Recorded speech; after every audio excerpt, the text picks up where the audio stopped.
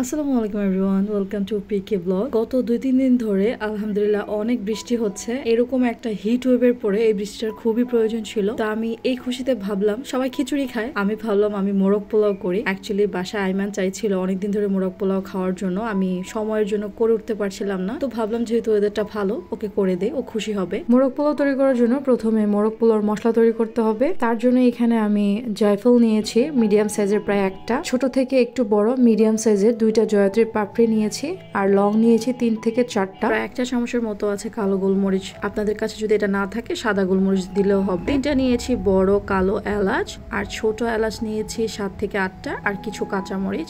এটা অপশনাল, চাইলে স্কিপও করতে পারেন। 8 থেকে 10টা নিয়েছি কাঠবাদাম, আপনারা চাইলে কাঠবাদামের পরিবর্তে কাজু বাদামও দিতে পারেন। এখন এই সবগুলো মশলা আমি 2 টেবিল চামচ টক দই দিয়ে ভালোভাবে ব্লেন্ড করে নিব। আপনারা চাইলে টক দইটা পরে একটু ফেটিয়ে দিতে পারেন, 2 টেবিল চামচ টক দই, বাট আমি আমার সুবিধার জন্য এভাবে একসাথে ব্লেন্ড করে দিচ্ছি। এখন এই মশলাটাকে আমি ভালোভাবে ব্লেন্ড করে নিয়েছি, নিয়ে রেগুলার কাট করে রাখা ব্রয়লার মুরগিটাকে এখানে দিয়ে দিচ্ছি। আমি একটা মুরগিকে 8 পিস করে নিয়েছি, একটু বড় বড় পিস করেছি, আপনারা চাইলে একটু ছোট করতে পারেন, তবে বেশি ছোট করতে যাবেন না। বিরিয়ানিতে যেমন ছোট ছোট করে দেয় সেরকম না করলে হবে। এটাকে একটু ভালো করে মাখিয়ে নিয়ে কমপক্ষে 2 থেকে 3 ঘন্টা ম্যারিনেট করতে দিতে হবে। তাহলে কি হবে, মশলাটা এই চিকেনের মধ্যে ভালোভাবে ঢুকবে আর খেতেও ভালো লাগবে। যদি সময় না থাকে কমপক্ষে হাফ ঘন্টার জন্য হলো আপনারা একটু ম্যারিনেট করার চেষ্টা করবেন এটাকে। তা আমি একটু ভালোভাবে হাত দিয়ে ডলে ডলে মশলাটাকে চিকেনের সাথে মাখিয়ে নিয়ে তারপর আমি এটাকে 2 থেকে 3 ঘন্টার জন্য একটু ম্যারিনেট করতে দিব।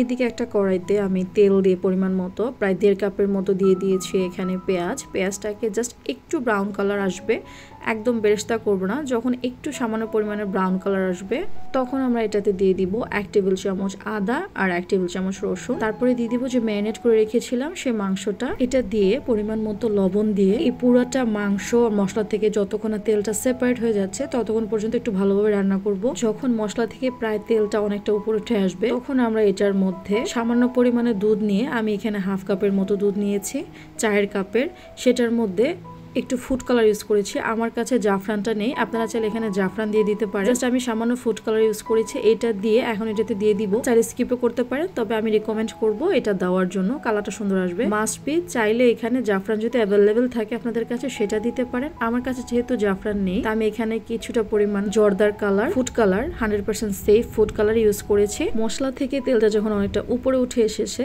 এখন আমি এই মশলা থেকে চিকেনটাকে উঠিয়ে নিব, আর যে মশলাটা আছে সেটার মধ্যে আমি যে চালটা রেখেছি, আমি এখানে প্রায় 750 গ্রামের মতো চাল রেখেছি, সেটা এখানে দিয়ে দিব। চালটা দিয়ে ভালোভাবে নেড়ে ছেড়ে এটার মধ্যে আমরা কিছু শাহি জিরা দিয়ে দিব, তারপরে দিয়ে দিব তেজপাতা আর পরিমাণ মতো লবণ। এগুলো দিয়ে আবার একটু ভালোভাবে নেড়ে ছেড়ে জাস্ট মিডিয়াম থেকে লো হিটে থাকবে চুলার হিটটা, নাও কিন্তু পুড়ে যাবে। নেড়ে চেড়ে এখন এখানে পানি দিয়ে দিব, যেহেতু 750 গ্রাম চাল আছে এখানে পানি হবে প্রায় 1.5 লিটারের মতো, বাট আমি 1.5 লিটার পানি দিচ্ছি না যেহেতু ঝোল টোলা ছিল মোরগ পোলাওয়ের এখানে, তা আমি এখানে 1.3 লিটার পানি দিয়ে দিচ্ছি। আর যদি পরে প্রয়োজন হয় পানি আমি একটু পানি দিতে পারবো। আর পানিটা হতে হবে অবশ্যই কুসুম গরম পানির চেয়ে বেশি গরম। ভালোভাবে নেড়ে চেড়ে আমি ঢেকে দিচ্ছি যতক্ষণ না চালটা আর পানিটা সমান সমান হয়ে আসছে ততক্ষণ পর্যন্ত। চালটা আর পানিটা যখন সমান সমান হয়ে আসবে তখন আমি এখানে যে চিকেনটা আছে সেটা দিয়ে দিচ্ছি, দিয়ে এ পর্যায়ে একদম দমে দিয়ে দিব।